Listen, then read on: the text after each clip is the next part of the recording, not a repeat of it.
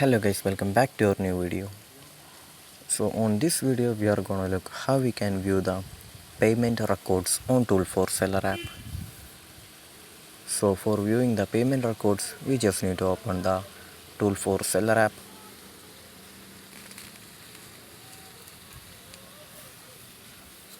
So after opening the app, here we can just see the function section. On the bottom we can see in the right side of the alert section we can just see the function section right there. Just go to the functions section right here.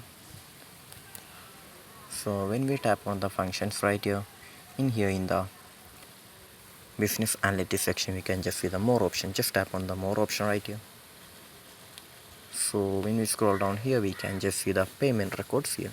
So if you have an account connection we can just see the payment records here. So this is where we can view the payment records on Tool4seller app. So I hope this video was useful for you. So just do like, share, subscribe to our channel. Thank you.